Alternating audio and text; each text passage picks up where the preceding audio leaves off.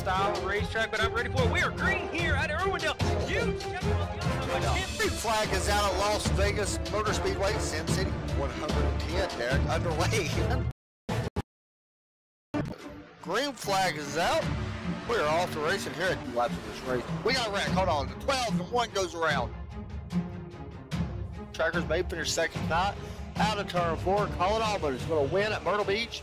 With Phil and Landon Lacey going to drive off turn 4 and win at Bristol Motor Speedway, the Super Late model with DJ.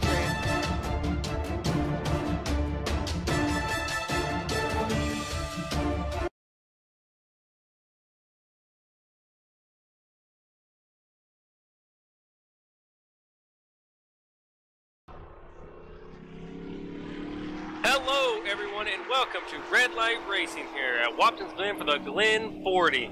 Derek Pemberton here alongside Adam Chapman. Adam, of course, now what, back-to-back times now that we've both been in the broadcast booth, we're, road funny you course say racing. that. Yeah. When you say back-to-back times in a row in the booth, Derek, but yeah. That's not the point. That's not the point. But, long story there. But Adam, now back-to-back times that we've been in road course, but now this time it's a little different. We're in stock cars. It's not really, I don't want to say not made, but I don't think these cars are supposed to turn right. Well, what do you expect to see here tonight? Well, Derek, and as far as you know, and as well as you know, I guess we could say the word of the night has been loose that we've heard all night in practice. Heard some people yelling, Landon Lacey, over the radio and stuff like that already. 111-degree track temp. That's going to make this car's turn a little bit weird, to be honest. It's going to kick these cars out. I do expect to see a couple cars that's torn up tonight. Yeah, I was about to say, actually, as we were about to just go to our weather, of course, like you said, track temp is 109, but surprisingly, the actual air is only 81, and there's actually an 8-mile-an-hour wind. I don't think we'll see a whole lot of that cause an effect, but you never know. What's interesting about the the wind is coming up out the S's, where you're going down a long straightaway. I don't know if that's going to be a tailwind or a headwind. It could upset the car a little bit, and maybe a crosswind. But we'll see if it upsets anybody there. We did see a couple cars actually get loose on the straightaway, so I don't know, now that I'm actually looking at it and thinking about it, actually could have been why we seen that. Yeah, I'm going to say, it seems a lot, especially from what I've seen, it seems like whenever people get on the rumble strips, the cars get really, really upset. So and usually a lot of people, I know that I usually use them to turn, so it makes me think, are these guys not going to be able to really use these rumble strips on it? Because if not, especially get like in the bus stop, sometimes the carousel makes it a little interesting if you can't use them rumble strips. Yeah, what's very interesting about that too, if you go back and look at it, I was watching Landon a portion of the practice because one, he's a teammate, but watching him because he knows how to road race. He's second right now behind Keith Haney. But I was watching him, and he actually upset the car quite a bit going to the bus stop numerous times. And he wasn't the only one. There was a couple people I seen going through that. So I know that's one of the big factors on how loose these cars are going to get. Another big factor is going to be pit strategy. The race is only 40 laps, so it's actually not that long of a race.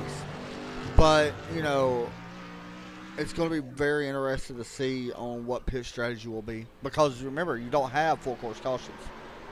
Yeah, so it's going to be a constant green flag race tonight. You'll only have, I think, sectional yellows, which really in iRacing, I don't think that's really anything, is it? Actually, he just had another car wreck on the front straightaway. Who is that?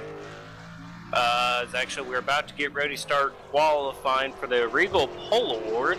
Adam, who do you think will get the pole here tonight? I don't know. I think it all depends on who can keep a clean lap. Right now, you've got to look at the top three: Keith, Laney, and Jason. I'm not sure if Jason's in here right now.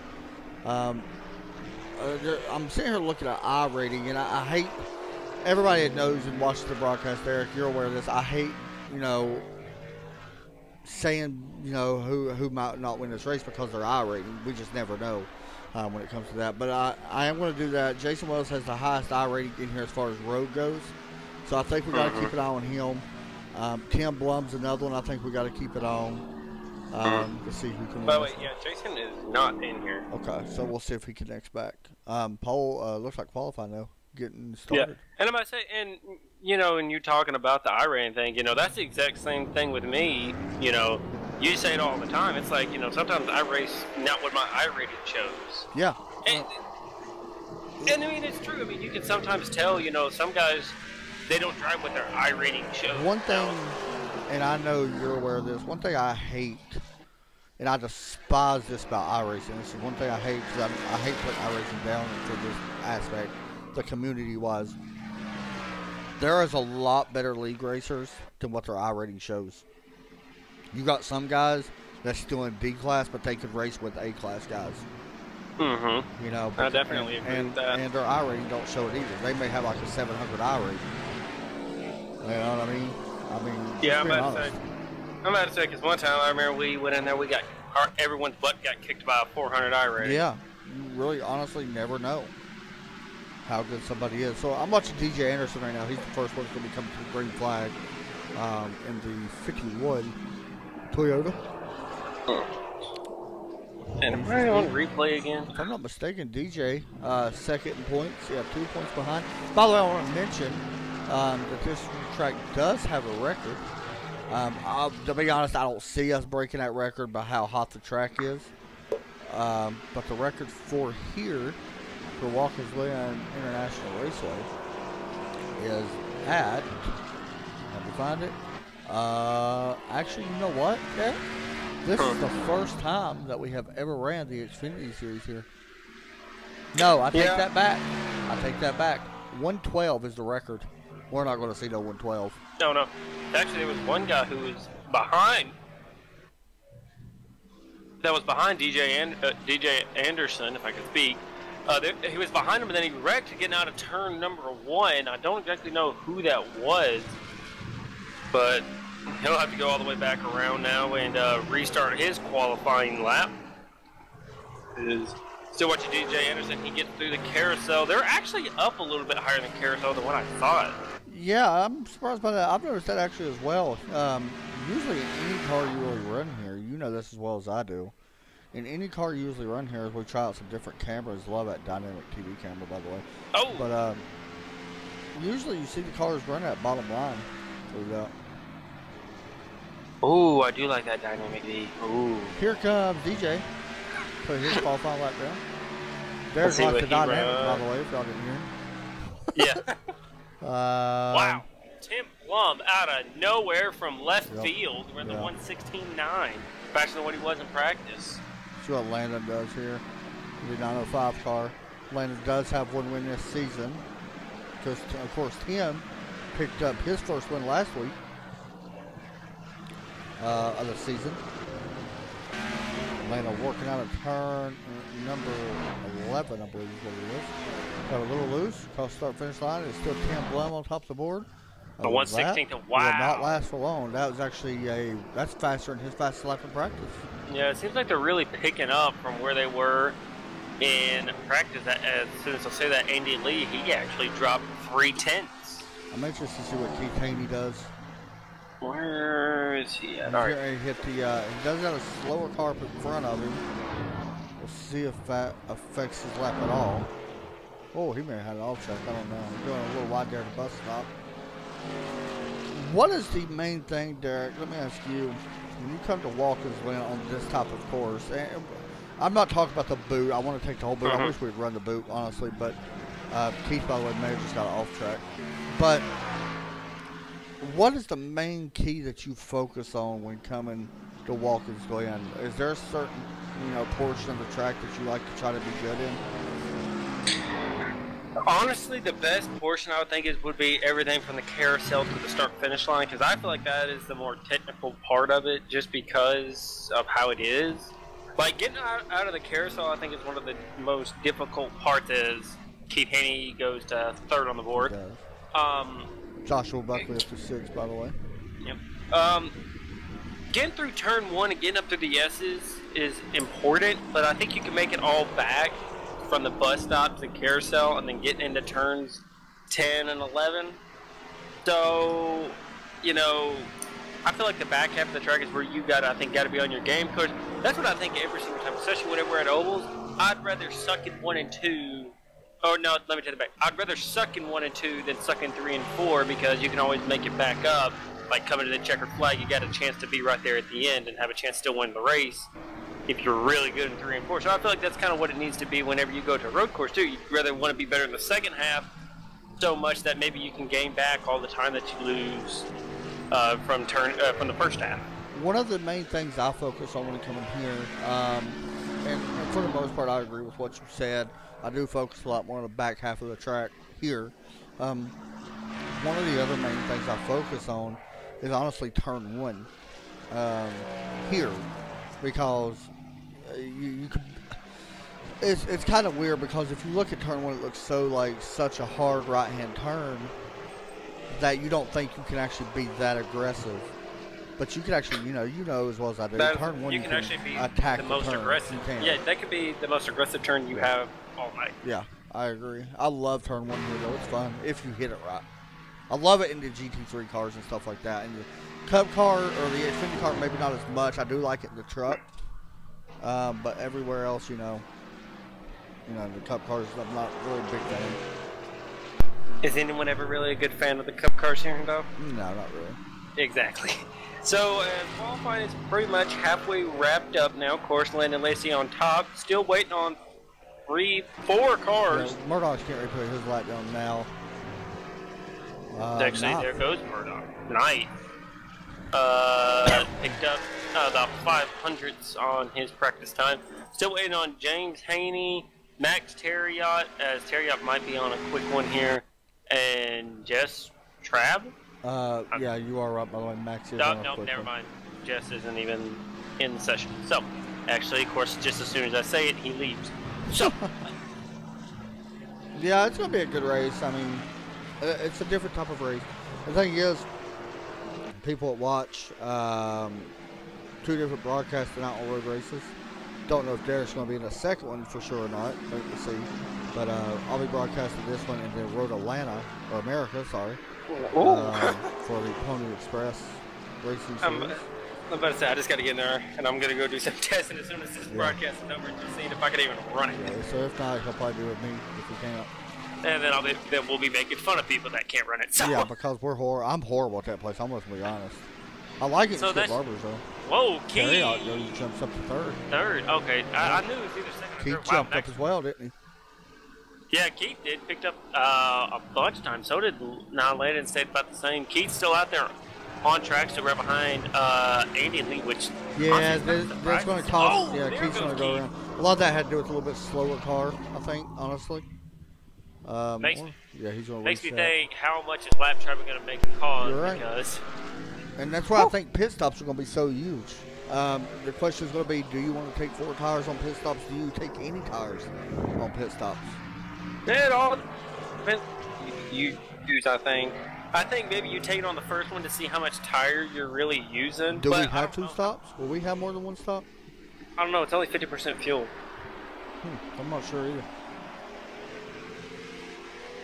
It's a good question. So, well, that'll be interesting. We'll wait to see if Keith can get back around to start his green flag lap. He will have one more shot at a green flag lap. Should be able to make it back around as long as nothing happens to him. Got about 1 minute seeing in qualifying. 1 minute. Let me ask you this. Landon Lacey, if he does happen to hold on to get the pole, definitely not going to be easy if he does. Is that somewhat of a mental thing that you can, to give you a little bit of motivation going into this race? Because remember, for people that don't know, Landon's not using a shifter. Nope. So would you use that as motivation, knowing you can go out there and start on the pole here? Yeah. I mean, I'd say that, of course, we talked a little bit earlier near the top of the broadcast that, he's already been getting very frustrated. So, that right there might take some of the edge off. But I don't think it's going to take it off to a point where he's going to feel comfortable enough during the race. Yeah. He's still got a long way he's got to go. Right there, that's going to hit it for Keith. Yeah. He's in the wall. That's one thing you got to watch out for because Keith is a really good road course driver. So, I'm watching Max Terriot right now, by the way. He may have a chance at the pole here. See if he can jump up and grab it. As he works out of the final turn. This will be the end of qualifying. We'll see if he can finish this up. Yeah, because they've got 2 minutes to complete the lap. No, doesn't get it. Does not. Somebody else was out there too. Tim Blum can still complete his lap. Brandon Minto will be able to complete his lap. Brian Phillips will not be able to. James Haney did not run a lap. Yeah, no, it's not. It's not. Okay. I think he actually wants to start, you know, a little bit further back. James, I'd be in the exact same boat, bud. You see if Tim Blum can jump up and grab the pole. Gets a little loose off the final. Do you remember he is trying to battle to get the Regal Pole Award? Coming off turn 11 or 12. 11. Yeah, it is 11. Goes across start finish line. Oh, he got it. Wow. He got it the last second. 32 hundredths of a second. I think that's right. Yeah, I think that's a big pole, man. That is. Landon's not happy about that. No. If only we could bring him in and think about what he was thinking. Let me go look at the grid real fast. You know what? Let's wait. Because we still got to interview Tim. You still got to interview Tim. Oh, crap. Okay. He forgot he had to interview somebody. Yeah, I forgot I still got that. So Tim Blum does get the Regal Bowl Award. Adam, who brings home the checkered? Like I said before, I still think it's one of our top 3. Honestly, I think it's Tim, Landon, or Keith. I agree with you. Honestly, I'm just going to pull this one randomly out of a hat. James Haney wins the race. Yeah, maybe. I mean, these guys all make wreck. Yeah. I don't know. I'm calling it right now. Get a real fast look at our grid as we start the grid process. Winning. Alrighty. So everyone's gridding. Yep. Where's Tim? Is Tim out there yet? Hold on a second. No. Go ahead and go through the grid. Alrighty, we're starting off on the pole again on the Regal pole. It is Tim Blum alongside Landon Lacey. Starting P number 3 and row number 2 will be Keith Haney and Max Terriot. Starting P5 is DJ Anderson and James Skelton. Row number 4, Eric J. Johnson and Brendan Puffenberger. P number 9 goes to Andy Lee and Brandon Minto. Starting P11, Joshua Buckley, Richard Murdahl starts on the outside in P number 12. Brian Phillips, will start in P13 alongside. Actually, James Haney is actually going to be in the row behind him. So we'll have to wait and see where they line up at. Yeah, well, I don't know. It tells him 14, but it's. Go ahead and bring our Regal Entertainment Pole Award winner in. Once I get him back, one last week. Try to do it again this week, and he is in here. Tim Blum, Derek Cramerton up here in the Trackside Racing Network booth. You got me? Hey, Derek. Yeah. Alrighty, man. You grabbed the Regal Pole Award. You got it at the last second, man. What was going through your mind coming out of turn 11 right there? Actually, turn 11 was where I was hoping to make up time. I didn't think I had a good exit, but it looked like it turned out all right. Well, all right, you grabbed the pole, but you got the first part done. Now, what you got to do here tonight to pull out this win? Well, you gotta execute. You can't make many mistakes. On older tires, it's easy to lose a second a lap sometimes if you don't hit your marks. And I know that Keith's gonna be fast. Landon looks fast. You gotta run about a perfect race. And you got anything for him? Yeah, I was going to ask you, is there a certain part of the track you're focused on? I know you mentioned the back part just now. Are you focused on this restart, turn 1 and stuff like that? Is there a certain part of the track that you do focus on a little bit more than the rest of it? Well, I would have the camera focused on turn 1 because that's going to be tough on this first green flag. I don't know if the yellows are on or not. I think if they local. are, who knows? Yeah, I think it's local. I'm pretty sure. So, but yeah, that's it for me, Derek. All right, Tim. Good luck, man, and hopefully we get to talk to you at the end of this one. I hope so too. Thanks, guys. Thanks, man. Everyone, that was Tim Blum, once again, who won the Regal Pole Award. Adam, That's what I think. What it's gonna take 2 minutes to go around here under pacing. Yeah, I'm sitting here thinking this is gonna be an interesting race, man. I'm worried about this restart with Landon's keyboard. It's very interesting. Yeah, that can cause a lot of questions. I'm gonna break him in real fast. Alrighty. I want to break him in and ask him about it. Hey, Landon, you got a copy? Yes, sir. I was just talking about you. You lost the pole there at the last second. I was talking about your keyboard and stuff. How you use that to shift because your wheel has trouble. Are you a little bit worried about that on this restart, or have you pretty much, got so used to driving it with that, with the shifting of the keyboard and stuff or whatever? But are you worried about it at all right now? A little. I mean, I've been doing it for a while now, for probably about a month now. I mean, I'm more worried about the track than my shifting. Right. It's really loose out here on the track. What was going through your mind coming off turn 11 when he took the pole from you? I was thinking, man, I can't ever win one of these pole awards in this league. I'm telling you, I've gotten so close so many times, I just can't seem to get it. Well, man, No question. Was that the PG version? Yes, that was very PG version. Good luck. Alright, man, good luck. Thanks, bud. That was funny. I'm sorry, I just You're right. I can imagine what was being said, to be honest. We know it pretty good. I'm sure there was some words that Yeah, I'm gonna say I don't think it was really I don't think it was that nice. Yeah. Coming out of his mouth. But boy, Adam, we're getting ready to go for 40 laps here at Watkins Glen. You ready to come out of turn number 11? Yes, sir. Pace car getting ready to pull down. And I believe they gotta wait till green, right? And the green is out! And it looks like it's a little slow to get on the gas, but they finally got it going. Looks like Tim Blum already trying to get to the advantage on the inside of Landon Lacey. Landon way overruns trying to get into turn one. He actually completes the pass and takes the lead. Yeah, he's going to go a little wide. Tim's going to take it back away from him. Had to give Landon a little bit of room there, but so far so good, actually. Everybody makes it through the first turn really well. Everybody gets up through turn one now, working up through the S is a very, I guess you could say, very difficult part of the racetrack. That's where your car seems like it's very light through there as they're running down the short I've little noticed something, straightaway. Derek. There's been actually some damage already on the 42. The right front fender beat up really bad. He did take away third, but a lot of damage on that 42 right front. Huge check up there at a Tim Blum there, getting out of the exit of the bus stop there. Landon gets a huge run in on him. Now they're pretty much, looks like about a car length apart. As now Tim starts to pull back out on Landon. Max Terriot third, and then Keith Haney fourth, DJ Anderson fifth.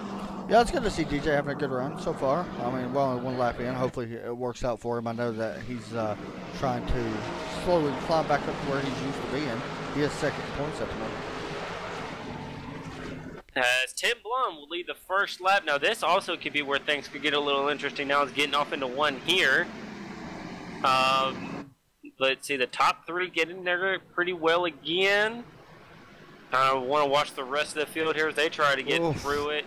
Brandon Minto had a little bit of trouble, or who was that? I can't tell who that was. Eric Johnson, I believe. No, that was Andy Brandon Lee. Minto. Yeah, Brandon Minto was in with it, or near it. Joshua Buckley right there in the middle of that.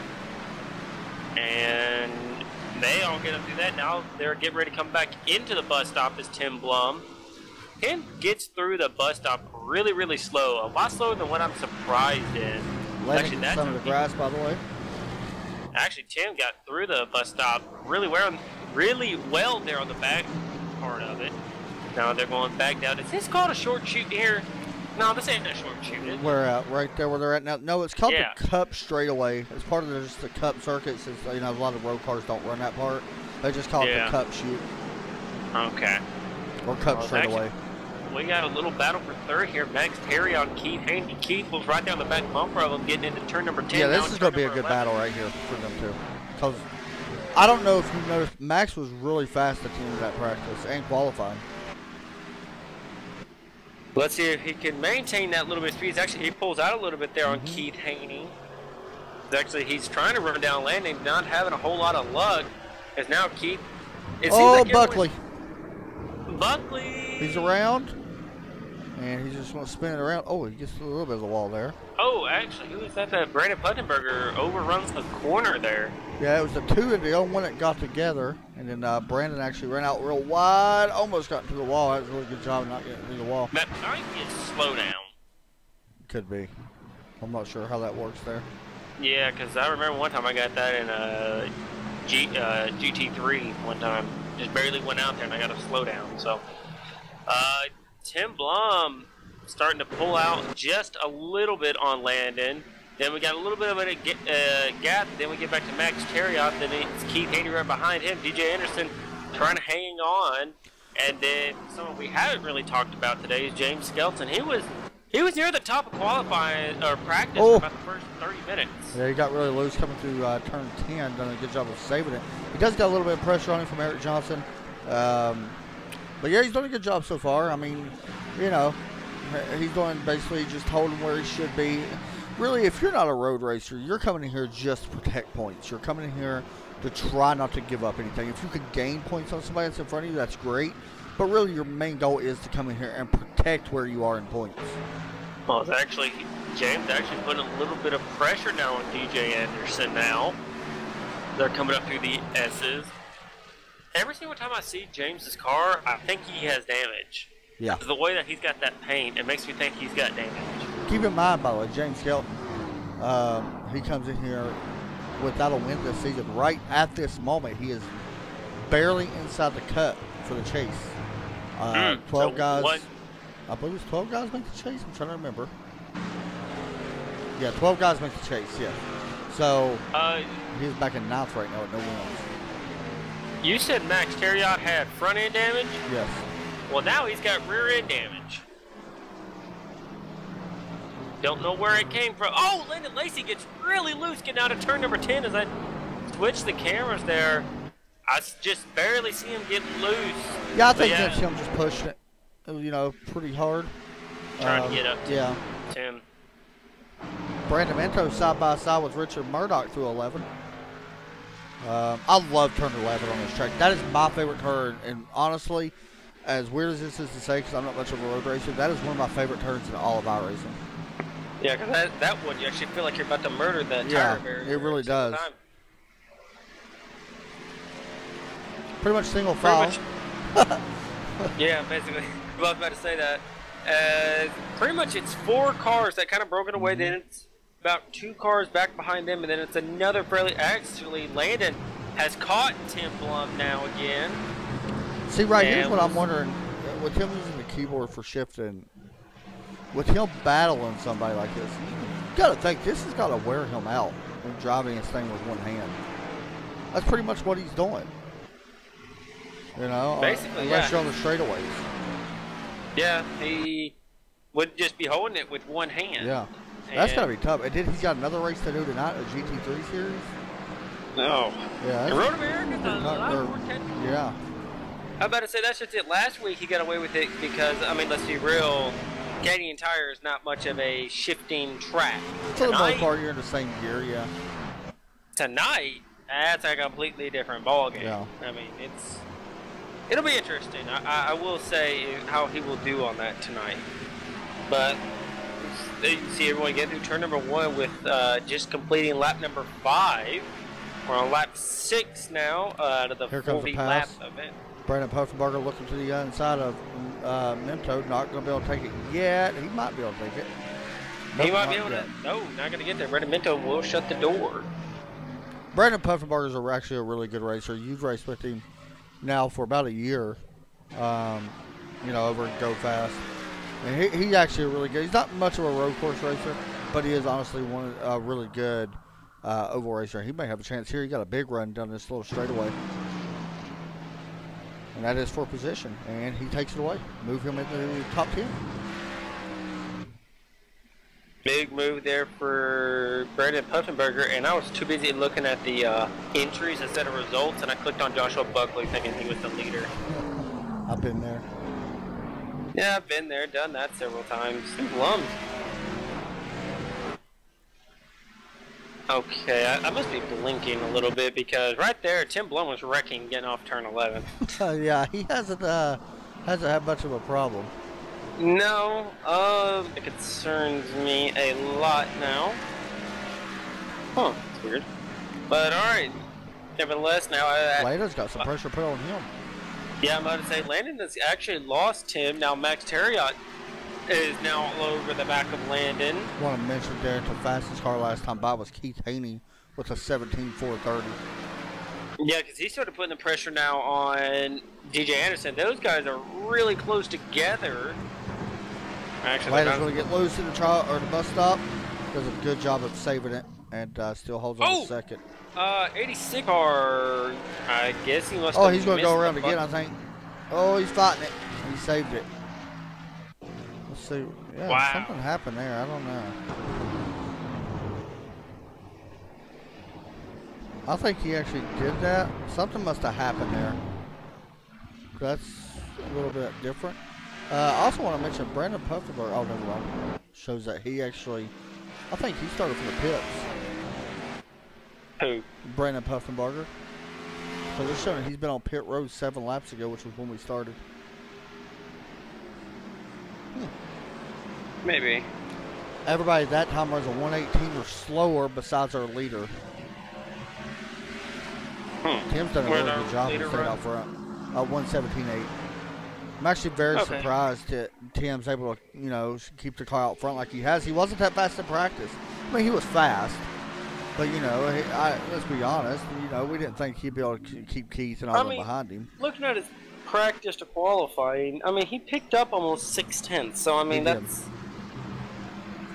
And honestly, I mean, I hate to put it like this, but most of the time in practice, you know, yeah, a lot of people go out there and put down, try to go out there and do a qualifying trim. That's usually practice is for, you know, your race trim and everything, and I think that's what everyone, for the most part, was trying. And so that's the reason why it's kind of a big surprise to me that he was able to gain 6 whole tenths there to try to get and jump up there and grab the pole. My thing is now, Adam, when do we see pit stop start? It's got to be coming soon. Man, I don't know exactly how far you can go on fuel wise. I'm not really sure actually. I wish I knew. I'm about to say, my thing is if they can make it to lap 20, it is a one-stop race. Yeah. Anything after that, you kind of start backtracking a little bit at that point. And then it could turn into maybe still a one-stop race, and then for a majority of the field, it'll still be a two-stop race. As actually, Tim is still starting to really check out. Yeah, what's going to be interesting too is if he does check out quite a bit, will that force these other guys like the 905, the 42, the 87 to go in there and not take any tires at all? And will that give Tim time to take tires? That could be big, and it could hurt or help Tim even more. Yeah. Oh boy, I thought Keith Haney got to the back bumper of DJ. Actually, he may have just a little bit. The back bumper of him. Keith got to the back of Max. Matt, did I say DJ? Yes. Okay. He's there actually again. Really putting pressure on the 42. Look to these outside. Actually, he might be trying to go with Ooh, the that door got shut. Max is not easy to pass, though. That's one thing I'll say. I can tell you that firsthand. Yeah, no, that ain't easy. And that's just it. It's not supposed to be easy to pass someone. You know, it's some of these guys' job to run you hard. Landon overruns turn number 1. He won't just lose 1. He'll lose 2. Give up both of the spots, and he'll have to try to make that up. And right now, it's so tough to pass right now. You got to wait for the other guy to make a mistake from what I'm seeing. And that's exactly what happened to Landon is, you know, the guys behind him knew they couldn't pass, so they waited until he made a mistake. He made the mistake, and now he doesn't lose just 1 position. He loses 2. And so now that moves Max Terriot into 2nd, and Keith Haney 3rd, drops Landon back to 4th. But these guys are still so far out from 5th and the rest of the field. It's just, I'm surprised it took them 10 laps to get to 9 seconds. Actually, no, 7 seconds. Yeah, I'm the same way, honestly. I mean, that's a big margin for just 10 laps. Yeah, we're only 10 laps in. Not bad at all. Catching a lap car. I think it's James Haney. It is. Oh, James, I picked you for a reason, but you're not. You're not living up to expectations, yeah, James. you're not living up to expectations right now. I mean, I can't blame him. He's probably, like you said, though, he's probably doing that point. Just Save! trying to save something. Oh, no. Yeah, he should sit there. Oh, he's just going to do the smart thing and pull it in. That's a smart thing, though. What a lot of guys don't do. I respect James for doing that, honestly. Like, I wouldn't have done it personally because we're still early in, but I do respect him. We got a wreck. But I heard somebody hit the wall. Oh. So right now, everything kind of spaced out a little bit for the most part.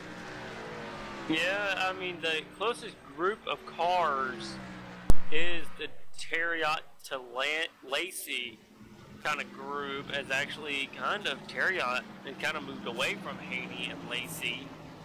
So really it's just them two, and then everyone else is pretty much spread out from each other from a second or more to each other. Well, we got so James Skelton putting some pressure on Eric Johnson, but right now it's holding about pretty steady where it's at. Yeah, I'm about to say not a whole lot of moving, not a whole lot of battles.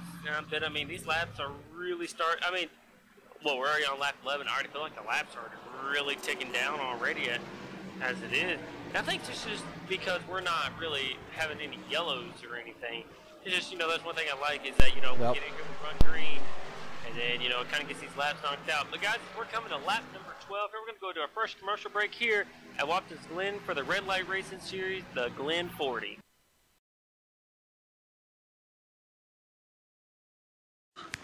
Look at me.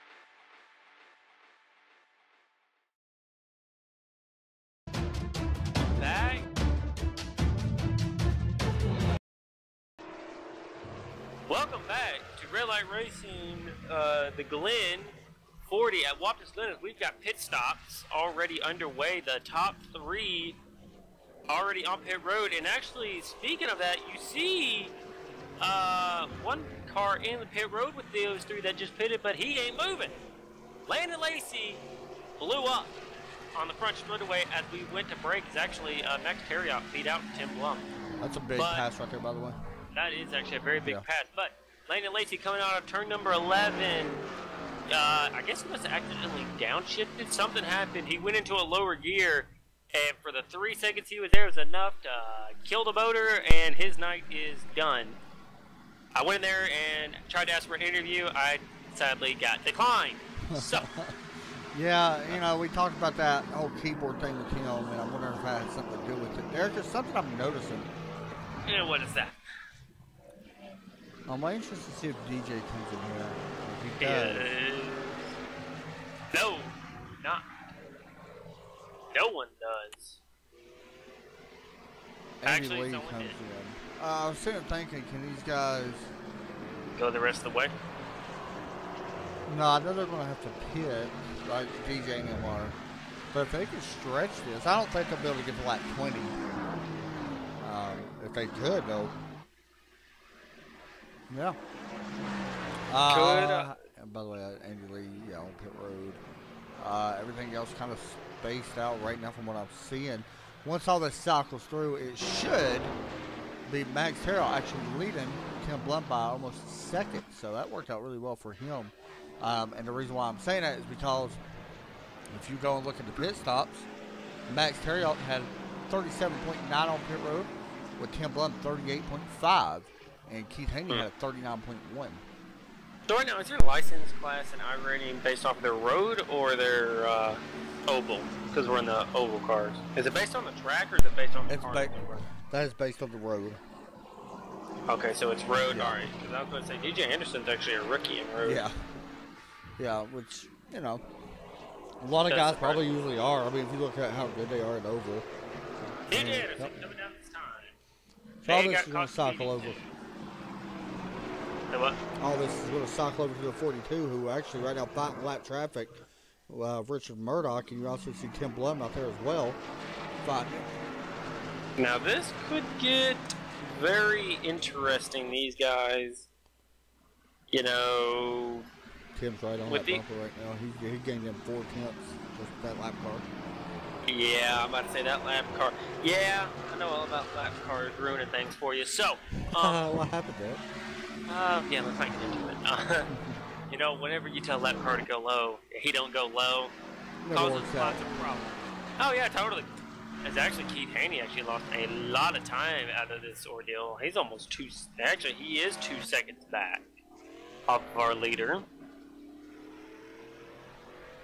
Here, I'm trying to see who's right behind Keith.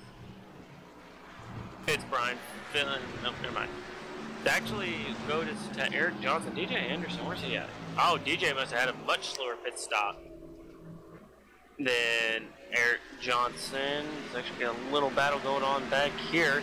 Andy Lee and Brandon Pufnenberger were side by side getting ready to go up through the S's. They seem to actually back side by side again. Yeah, it's going to be a tough pass right here unless Brandon checks up. Brandon does it. Gosh. Yep, that honestly doesn't surprise me. That's a tough place. Brandon's not going to just, you know, let a pass go. Brandon's aggressive. He really is. He's tough to pass. Reminds you of Ryan Newman. The way he Ryan Newman's understatement. Brandon's a really good driver, though. That he is, and... But he did give a pat spot, by the way, to Andy Lee. Yeah, he did. So, going back up to the front here. Uh-oh, Tim Blum. Right in front of the leader. Who was that? I see it. Who is that? Was it Buckley? It is. Yep. I don't know what happened. I've seen that. If he wasn't, he probably is now. No, he wasn't blowing up. He just got loose getting out of the S's. That is the worst place to wreck. Oh, yes. I've lost plenty of races. My car's wrecking there. Yeah, that is. Because that's just it. The spotters don't tell you that there's a car sitting there for some reason. That is such a bad spot to wreck up. Actually, it kind of worked out for Max's call, though, because Max was able to pull out a little bit. That's you know, there's very few places, you know, you don't want to wreck. I mean, you don't want to wreck anywhere, but there's a lot of places on this track that you don't want to. The S's is probably the worst place to wreck at. That or the carousel. Carousel, you've got the boot. Because it's a blind corner, yeah, but where it's so wide, it's a little bit more easy to avoid it. Yeah, right there, I think that's the tightest part of the track. Think so, yeah. It's just not that easy. Yeah. Yeah, it's a tough place to pass. Max Terriot actually kind of still pulling out, surprisingly. Keith Haney trying to catch the back bumper of Tim Blum. Yeah, 1.4 is the gap right now between first and second. I think we got a pass. Brandon Minto. Brandon Minto actually right in front of the leaders right now. So this could be interesting for our leader to see what happens with that. Pretty much everybody is single filed out, kind of. Pretty much our closest battle is second. Yeah. Pretty much the top three is the closest battle out of everybody. Yeah, that's road course racing, especially without cautions on. That's definitely the way it happens. We've always called races, and they always get spread out like this. Usually it always does. I ain't gonna lie, the best race that I've been able to broadcast this season. Hold on, we might have a pass for second. One of the best races I've been able to broadcast this season was the Saturday Night League that I did at Watkins Glen, and it came up to the final corner, and first and second place made contact in the final corner, and third goes right between them and wins it on the last lap. It was such an amazing race, I'm not gonna lie. They wasn't too happy. Third place was. Yeah, I figured third place would be a little over the top. Oh, everyone decided. The what? Have you won a race here yet? I think I've won like one. I've won a couple, I think. Oh, Keith Haney trying to get to the inside, outside, I never know. Tim Blum through the bus stop, can't quite get to him. He's looked to the inside now as well. I've noticed that they've actually closed in a little bit on the bottom of the carousel now instead of running as wide as what they was. Yeah, they changed a little bit. Yeah, I don't know why they was running up that high. I'm still trying to figure it out. You know, this is one track I wish I racing would repave. Hey, man. Because there's a couple runoffs that really shouldn't be there. There's several things that shouldn't be there. Yeah. Keith Bane's looking him to the inside here. We'll see if he pulls out a line. He will not. He actually kind of runs the exact same line. Oh, he's going to get a run out. Oh, a little bit loose. He was, and then he lost it all. Yeah. Well, Adam, we're legit. Now, whenever they come to the start-finish line this next time, they will be exactly halfway. I'm about to say this race is only going to take an hour. Yeah, definitely not surprised. You know, honestly, it's a very short race, 40 laps. Oh, I thought he was going to them to the grass there. That's another bad place to wreck too. He's getting the runs though out of the S's. We'll see if he gets it again. He does right there. I watched the exit. It's going to be really close. Oh, I thought he got to the back bumper of him. I noticed that Tim Blum got some damage from something. I don't know. On where? Oh! The back quarter a little bit messed up. I don't know, but here comes Keith. He's trying to look for a way around him. Oh, he's got a shot here. He gets there. Corner.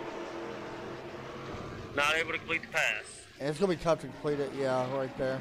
Really, he may have a chance at one. Turn one if he can back it up here and get a run out. He's trying, too.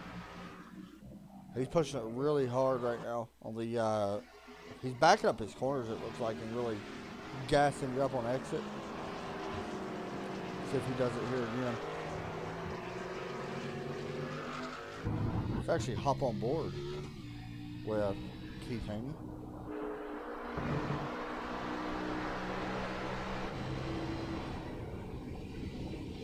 Riding on board with the 87. Coming up through the S's. He's not going to get a run this time as what he has been the last couple times. Still doing a good job though. As he goes over the rumble strip into the carousel. Yeah, he's really backing up his corners going in. You can really hear him let off. Well, I think that's what you got to do really to try to get the run. I want to mention, if these guys was to pit on lap 26, they will make it the rest of the way. I think that may be what they're trying to bet on. Yeah.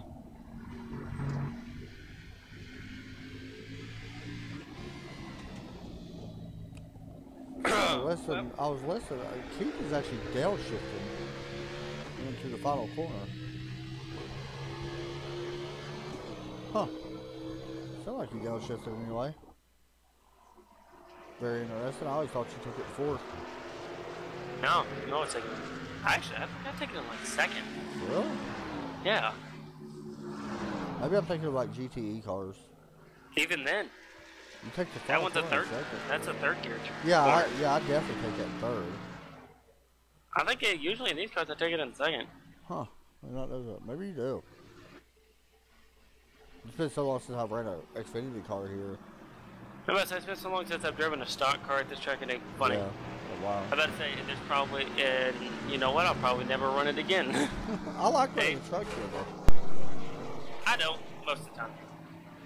But Max Terriot continuing on with the lead. He's at 2.1 seconds over Tim Blum and Keith Haney. Keith once again still trying to get around Tim Blum. He keeps looking right there. I think he's gonna have to look somewhere else. Oh, he may have. No, I thought he had a shot to the inside there.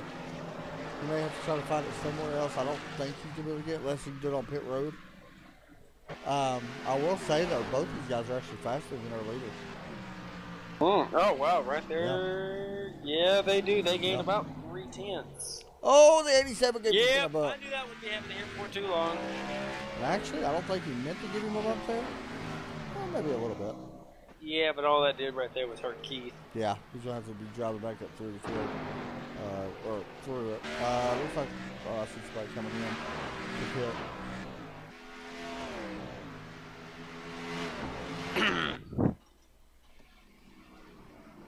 Alrighty guys, as we're getting ready to come to lap 24 of 40, we're going to take another commercial break here, as this is the Red Light Racing Series at Watkins Glen for the Glen 40 guys. We'll see you right back here in just a few moments.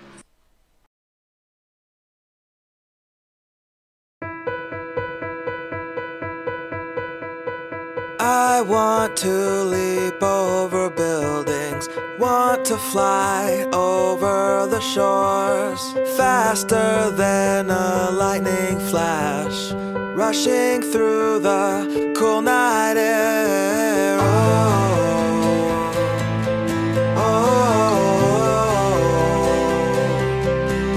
So start ignition, count to 0.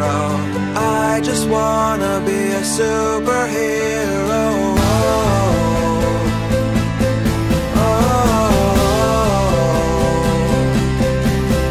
With fearless thoughts in motion swirled, I wanna be the man that saves the world.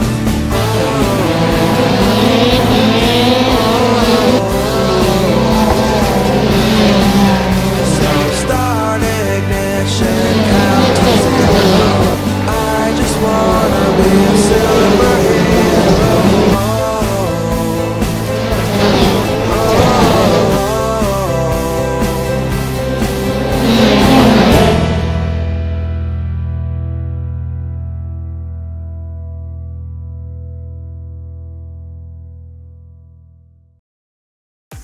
Team racing allows multiple iRacing members to team up and race together, just like in real-world endurance series.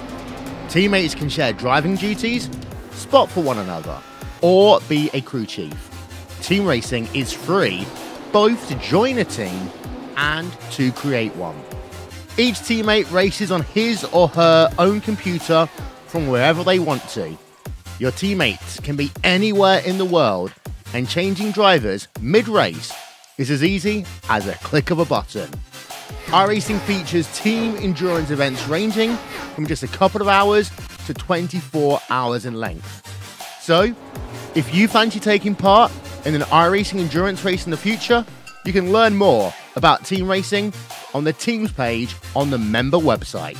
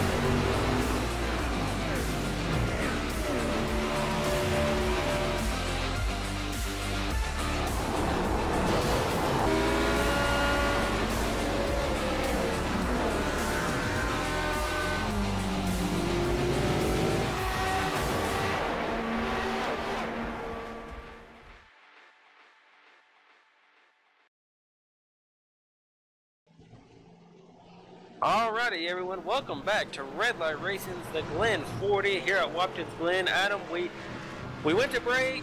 The gap was about at a second to 2 seconds. Now all of a sudden they're inside of a second now. The gap is really starting to close down as pit stops could be starting here very soon, as there's only coming to 13 laps to go. As we... I apologize, by the way. I was sitting there talking to myself. DJ Anderson did hit pit road. Derek's like, why ain't you talking? Did see DJ hit pit road, like I mentioned. I don't really know. These Max coming to pit road, Ken's coming to pit road. This is going to be the race right here, I'm telling you now. I think whoever wins this race will be able to pull this one off. I think. I could be completely wrong. Yeah, I mean, we very well could be. It's a big pit stop. That it is, that it is. As honestly, we do expect this is where our potential race winner could come from. It'll be one of these three guys, I'm thinking, unless they all three wreck each other, which I'm not going to put it behind. We're not going to roll that out yet. No, because I don't feel like the bumpers are done being used. Oh my gosh. I'm watching Max Terrion's in car just now. I was watching it, or I see him through the window, and you can see his hands just come back and fifth. By the way, he lost a ton of time on pit road. Speeding on pit road. Oh. Yep. Remember I would lose somebody's race? Yep. The leader just lost it. And that now gives Tim Blum the lead back. Yep. Now Keith Haney's got to be the one to come in and try to spoil the party. Yeah, we see Keith be able to run some guys down. But he, honestly, it seems like he has trouble setting up the pass. That or he's just being nice and not trying to force the issue. We could see a bump and run, Derek. Ooh, at a road course. Oh boy, at a road course, don't even. So I mean, Keith will have a chance to get there. I personally think. Yeah. I do. I personally think he will. As long as nothing happens. Oh, Tim Blum got loose off the carousel. Man, I feel bad for Max though. Yeah, you got no choice but to feel bad for him, because I mean he was actually kind of pulling out, and then he kind of lost off. I mean, I don't think he can run him back down, because I think he's at a... Yeah, I agree. I mean, how far is he behind right now? He's at least 6 seconds behind him. That's quite a bit, because these guys are fast too, and they're running about the same speeds.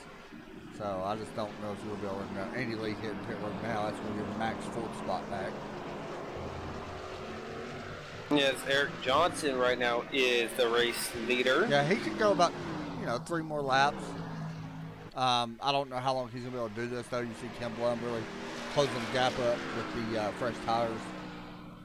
But now this does hurt Tim, though. Yeah, because more than likely, whenever Tim can get around him, that might open up the door for Keith. Yeah, you see Keith already closed the gap a little bit. And Eric's not doing nothing wrong by doing that, by the way. He is going to go a little wide, but he's not doing nothing wrong. He is the race leader, so, I mean, it is his job, as this could get interesting here. Keith Haney looking to the inside of Eric Johnson. Should be able to take his spot away. Eric going to break a little bit early and let him have it. Smart man there. So now we got a race up front for the lead. I want to mention, by the way, Tim Blum had about a second faster pit stop than Keith Haney. So just imagine how close this gap. It may be the other way around if Keith would have had a faster pit stop. Yeah, that very well is true. The gap is only at 3/10 as we're coming to 10 laps to go. These laps are going to tick down pretty quickly. Well, depends on what your technical definition of quick is compared to a 1 minute, 15-second lap. That's true, though. I mean, let's see. I was looking at something. Tim Blum trying to get his. This actually would be his 4th win of his Red Light Racing Series career if he's able to win it. If Keith Haney goes to win, it will actually be his 13th. He is 3rd right now on the all-time win list for Go Fast or Red Light Racing League. Wow. Yeah. So very interesting fact there. Of course, the most winningest driver ever, Sean Butler, with 49 wins. So they're still way off before they catch Sean Butler.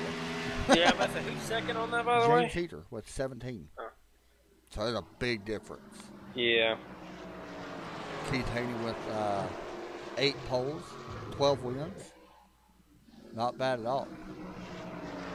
The gap looks like it really didn't close all that much this lap as they're coming to the line. 10 laps to go. At the line, it was about even. Tim a little bit faster there, just a smidge faster, or about a little over a tenth. Right around 2/10 faster, about 1.8 faster. So we'll see if Keith can actually close that gap up a little bit. Now, actually, we're sitting there thinking that Keith is faster. I don't necessarily know if that's true. I think we're saying that because where Keith was fast in practice. Tim started on a pole tonight. And like I said, I hate judging people by their I rating, but he does have a little bit higher I rating than Keith. So he's definitely no stranger to road, at least. So we'll see if Keith can push that up. But, I mean, then getting in, you got to go look at practice. I mean, Keith Haney was legitimately a whole second quicker than Tim. So, I mean, it's kind of one of those things is, you know, I mean, really, I mean, I can understand you can be holding back, but you can't be holding back a whole second. The only thing I'm seeing that's hurting Keith is the fact his exits. In my personal opinion, the exit is what's hurting him. He gets loose off a lot of exits because he pushes it really hard. There's also a little bit of damage on the back bumper of the 10 car that is hurting Tim as well. The spoiler's been up a little bit, so there's a little bit more drag there. So I don't know. I mean, you know, it's about an even game right now, I think. I think if one of these guys makes a mistake, I think that's who wins the race. Whoever makes a mistake or does not make the mistake. I think a mistake will happen within the next 10 laps or 9 laps now. Yeah, I'm about to say, because we're starting to get to the point where, you know, mistakes the nerves probably are going to happen because it's kind of go time. You know, you can't really just sit around and wait. Yeah, the nerves start setting in. You know, especially if you've never had a road win before. Exactly. And you know, Tim, I don't think he's had a road win. He's only got 3 wins, like I mentioned, in his entire career. I think all of them being on oval, I believe. I know I broadcasted all of them, but I can't remember, you know, exactly which ones it was that he won. So, you know, we'll have to wait and see. But right now, I Tim's still the one to beat right now because he's in front. I mean, you've got to pass him. You know what I mean? So. And with the laps ticking down the way that they are, that's slowly starting to become harder and harder because he can't get the gap underneath 3/10. That's his problem. He hasn't been able to get it under 3/10 for about the last 7-8 laps now. I mean, he gets it close, and then he gets close where he can make the pass, but he just never can actually do it. But, of course, then, you know, it was still kind of, you know, give and take. Now there's, you know, all give, you know, no take type of mentality. So actually, look at the run that Keith got right there. Exactly what and Keith let him go. So I want to mention the runs that, or the wins that Tim Blum does have. Last week at Kansas, he's won at Homestead, and he's won at Dover. That's his 3 wins. Yeah, so this could be a very big win. It's actually Keith is all over the back of Tim Blum right now. Yeah, this is going to be a tough spot to hold off. Keith got a little loose on exit. It's going to hurt him a little bit. Here we go. They're going to be side by side. If Keith can stay side by side at the end of this turn, he will be able to make this pass through the final turn. But he's got to stay. He does stay side by side. He should be able to complete it. He actually clears him. Yeah, he does. So Keith Haney's going to take over, and that will be another lead change. Oh, it ain't over yet, I don't think. I'm about to say, I think Tim can get back to him. Yeah, Tim's definitely going to get back. We know he's fast enough to get back there to him. Honestly, don't be surprised if turn 1 is where we see maybe a shot be given. As that looks, I don't even know who that even is. I haven't even seen that car this entire race. Yeah, James Haney. Yeah, I actually haven't talked a lot about him. No, remember he had the trouble early on. Oh, he went 15 laps down, actually. What did you do to go 15 laps down? Well, he sat in pits for a long time. Yeah, he sat in pits for a long time. It took him 4 minutes to get towed. Oh, yeah, that's right. Because he wrecked right at the end of pit road. That's right. And apparently the tow truck just came out there and, you know, hooked him up to the hook and pulled him straight back. They got to go all the way on the track apparently. Yeah, apparently they, even though, you know, no one was going down pit road, they couldn't go backwards down pit road. Which that's just it. I wonder if that's how they do it. You know, if they take it where the, like if it was under yellow and the tow truck's got to tow you all the way back around. No, they just take you to the closest place in. Basically. Oh. Yeah, usually there's like little spots on the side of the track. They'll just take you to the first place and then pull you straight to the infield if they have to. Well, I'm about to say we thought Tim could get back there, and I'm slowly starting to think the exact opposite with 6 laps to go. The gap is growing by kind of a big margin, a gain of almost 0.6 that lap. Yeah, at the moment now, you know, if you look at the gap, it's Keith's race to lose. I don't think, you know, I hate to say it, I don't think it's much of a surprise to see Keith, you know, out front. We talked about this before we came on air, and the other team speak, Derek, you know that. I know Joe Burchett mentioned how fast Keith was at this track. So, you know, I definitely don't think it's surprising to see Keith out front. It would have been interesting to see if Jason Wells could have made this race, though. I think he could have actually had something for him. He was the winner last season, I believe it was last season at Mid-Ohio. Now, were they in the trucks? I think that so. One, or was that here? They was in the trucks here last season for Walker's Glen, yeah, in the trucks, and James Skelton. Okay, yeah. So, that's what I'm seeing anyway. This was actually last year, by the way, in August. So it's been a while. Actually, it's back in, August 7th. So it's been a while since that race. That race is 45 laps in the trucks. Wow. Yeah, so it's 5 more laps, actually longer. Tim Blum actually finished second in that race. And look, we got a wreck right in front of the leaders, I think. I think it was Joshua Buck. No, he's actually pulled it off. Brandon Puffenberger, maybe? James.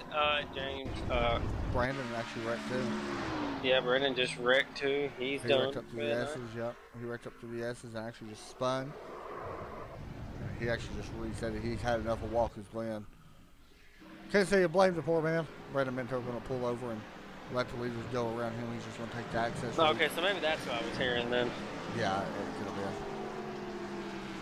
Trying to let these guys race. And honestly, it is spaced out. And that's the thing with road course races. It does space out. They're definitely, by far, my personal opinion, not the most exciting races ever. Even racing. I love racing. I don't. Some of them at least. I don't know. I don't like racing them in stock cars. I like racing them in like the GT cars and, you know, all those type of cars, the open wheeled cars. I like running them in those. But these stock cars, I hate running them. Just hate them. But what are we down now? 4 laps to go, I think? We are at 4 laps to go, yeah. And we got somebody else coming up pit road. Brandon Minto will go ahead and pull it in as well. Everybody else right now kind of spaced out. We do got one little battle back here with James Skelton, DJ Anderson. They're kind of about 8/10 right now apart. That is actually for a top 5.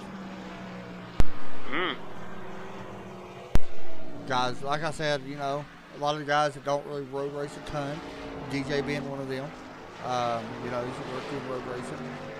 Honestly, doing a really good job for a rookie in road racing to be 5th right now. Just in here preserving points. It's, you know, that's the main thing that you want to do. I mean, that's all that you can do, especially like if you're like me at a road course where, you know, you're not the road course ringer. Yeah. You know, you just got to get in here and just protect and, you know, let cars go and then just try to keep the car running at the end. That way you can get maximum points, because having to wreck it, then having to try to race people there at the end for, you know, to finish in a certain position, sometimes ain't the most fun, especially with a wrecked race car, knowing that, you know, pretty much your whole day's been done for about an hour at this point. I think we're getting ready to come to 3 laps to go. As actually, we do have 3 laps to go. 3 laps to go right now for the 87. He's got a couple more miles to go. He has pretty much, I ain't going to say dominated because there's been anything but that for him. Brandon's out the top 3 or 4 since the drop of the green flag. Of course, he started back in 3rd place, leading the race. Of course, Tim Blum right behind him has led most of the laps, I do believe, 18 laps, and Max Terriot leads 11th. So One good thing that Tim will have, of course, is the bonus points. But Tim's already locked into the chase anyway with the win last week, which is a good thing. This right here is going to get Keith Haney locked into the playoff spot, and so that's always a good thing. Oh, no, the 87. Woo, woo, Derek, we got a race now. He wanted to go meet his maker, I guess. Yeah, I don't know how he saved that. And with coming to 2 laps to go, all that does right now is Tim Blum some advantage. Yeah, I thought he was gone. Great save. That is great. And actually, Max Terriot, I just looked at he's 14 seconds back. Yeah, something happened with that. By the way, DJ Anderson, James Skelton actually battled on 3/10 back as well. Battle's going to be up front right now for the lead, though. 5/10 the difference. And with 2 laps to go, we could see it. Get into turn 1 and get up to the S's may not go over easy. Yeah, Keith's going to have a great run up through the S's and the bus stop. And, of course, the carousel where he just got loose. Yeah, that's always the interesting part about racing a road course is that, you got loose on that corner the lap before. It's always the worst going back into that corner the next time. Yeah, it's always also interesting to see, how hot the track is. These tires do go away. He gets a little bit of the grass there and right there, so he's going to lose a little bit of time, I think. But actually, he keeps about the distance. See how he does on the exit of the carousel. Coming off the carousel. Yeah, he took it way better that time. He goes out wider, yeah. Tim's really going to have to drive it into one really hard here. Unless you're okay with finishing second. Some guys are okay with that. I know you want to win, but, you're preserving even more points. You got the most laps led, but do you want to go ahead and go for the win since you have nothing to lose? You are in the playoffs no matter what. Yes. Sorry about that. Yes, most definitely. You'd always want to go for the win, especially if you got nothing to lose. That's probably when we see people make a little bit stronger movements. Here it comes. Yeah, he looked. I don't know if he did that maybe just to try to throw Keith off a little bit. Trying to force him to make a mistake. Sometimes you got to do that just to try to make him think that you're going to make that move, so that way he can make that different type of move here. But get ready to come to the bus stop for the final time. I think Keith Haney may have this one as long as he can get through the carousel. But of course, this ain't an oval, so he's still got a long way to go. Yeah, there's a lap car right up in front of him, by the way. That's always fun. I believe it's Brian Phillips. He's done a good job tonight, by the way. He's going to finish inside the top 10. Definitely not bad. Kept his car clean. And so he will be en route to a top 10 finish there. Keith Haney getting ready to come down the, I believe you called it the cup lane, I think is what you called it. I don't know. Cut straight away. Get ready to go through turn number 10. As it looks like Keith Haney, as long as he can get through turn number 11. We've seen a lot of great things happen in turn number 11. Tim not going to be able to get there. Keith Haney coming off turn number 11, coming down the front straightaway, will win here at Watkins Glen for the Glen 40. He's going to win this one, first race of the year, puts him in the playoffs. And that is a huge, huge win for him. We've got a battle for fourth with Eric Johnson and James Skelton.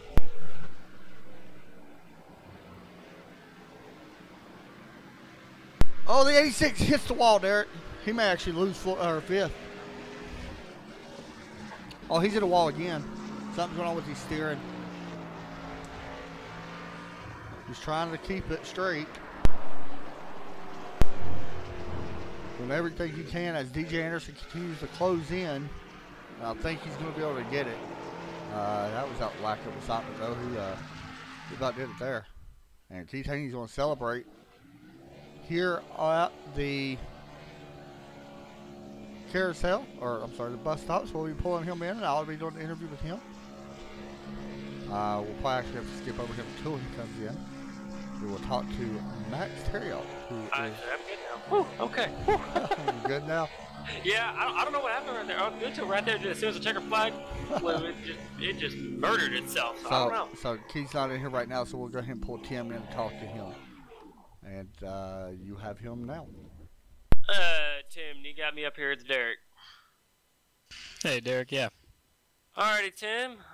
You went on to dominate, I guess, for the most part for that race. Of course, had a little problems on the first pit stop. Second pit stop, you got the lead back. Keith got around you. I forgot exactly in what corner. It was coming through turns 10 and 11. I mean, could you have done anything different there to maybe keep the lead and maybe stay in front of Keith? Yeah, Keith was tough. I knew he'd be tough. I made a little mistake and lost some time, and he pounced on it like a good racer would. So I just want to know, getting off into turn 1 there on the last time, what was the plan there if you could have got to him right there getting into 1? I mean, were you expecting to move him, or were you planning on trying to make the whole pass done right there and try to win the race in turn 1? No, I was really just I knew I wasn't going to get there. I was just trying to be something in his mirror to maybe distract him. I knew he probably wasn't going to make a mistake, so I tried everything I could. Well, that's the funny thing. That's the exact thing that Adam said as soon as you made that move. Actually, where do we go next week, Adam? Talladega, I think. Talladega, I think? Yes, Ooh. Talladega. Let me actually take over from there, Derek. I was going to ask you, you already won the previous race at Kansas. You pretty much dominated that race as well, or had a good run and won that race. Of course, Talladega, anybody can win. Do you have, any type of pressure really now, or is it just go out there and win every race you can, being you are already locked into the chase? Yeah, there's no pressure. It's just really I could actually skip Talladega and just get ready for the chase races, For sure. Well, alrighty, Tim. I want to congratulate you on your second place finish. Any got any shout outs you want to give? Yeah, thanks to Trackside Racing Network. Congratulations, Keith, and family watching back home, and we'll see y'all next week. Good job, man. That was Tim Blum, the number 10 car. Next up, Max Terriot. Okay. And you got him. Alrighty, Max Terriot, they're the number 42. You got me up here at the Derek. Hey, guys. Oh, you there? Yep. All right. So pretty good run for you, Max. Third place. Started back and forth. You honestly look like one of the best cars out there. Something happened a little bit. Looked like possibly speeding on pit road. Is that what it was? Yep, exact. That's about what I figured as well. So we've seen that. What was the biggest issues you was dealing with tonight? I know the track was very slippery because it was well over 100 degrees. What was the biggest issues you had, of course, besides the pit road speeding? What was the biggest thing you was facing all night as the race went on? None at all, actually. That was my best road race ever. And going into Q, I decided to just run as hard as I could, and whatever happened to the tires or mechanics, I just didn't care about it because I was not fast enough in practice, and it paid off, actually. Overall, happy with third place? I mean, I know you probably gave one up there a little bit, but overall, are you still happy with finishing third? Especially here. Yeah, right now it's a bit tough to say this, but I don't know. It's before the race I would have taken a third place for sure, but right. The weight came down. It's definitely kind understandable. of frustrating. Yeah, definitely understandable. Derek, you got any questions for him? No, all good. He answered all my questions. Max, you done a great job tonight. I know third place a little bit bittersweet because you was one of the fastest cars out there, but still top 3, not bad. Any shout outs you want to give out? Yeah, you guys continuing on the broadcasting. It's always fun to watch on YouTube, and all the guys at RedLight coming in every week to race. It's always a pleasure. Good job, man. We'll talk to you here next week. See you guys. Thank you. Man. Derek, thoughts on the race? Overall, I really enjoyed the race. It was, it was actually pretty interesting. It was a 5 left to go pass. Not usually what we see in road races, so I was kind of surprised in that. But overall, I really enjoyed it. I'm actually surprised we didn't. We only saw 1 or 2 cars actually spin. Yeah, we didn't see a lot. I mean, we've seen a couple cars hit the wall. We didn't see no big wrecks like I actually thought we would. I'm about to say, we talked about that a lot. Yeah. Yeah, I'm about to say pre-race we was talking about it a lot. And come out in the race, we didn't see any of it, so that was kind of a surprise. But overall, I really did enjoy the race. Well, guys, that's going to do it. Keith's not in here to get the interview, so Derek takes us out of here. Alrighty, guys. Once again, this was Red Light Racing Series, the Scrambler Series. We was at Watkins Glen tonight for the Watkins Glen 40. I don't know exactly how much longer till we go, or at least till Adam goes live for the Pony Express League here momentarily. But till then, guys, God bless. See y'all later this evening.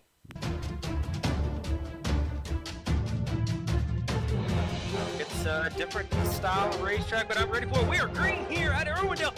You check out the other Green flag is out at Las Vegas Motor Speedway, Sin City 110, Derek, underway. And green flag is out. We are off to racing here at 2 laps of this race. We got a wreck. Hold on. The 12 and 1 goes around. Trackers may finish second tonight. Out of turn 4, Colin Albert is going to win at Myrtle Beach. With Phil and Landon Lacey going to drive off turn 4 and win at Bristol Motor Speedway, the Super Late model. DJ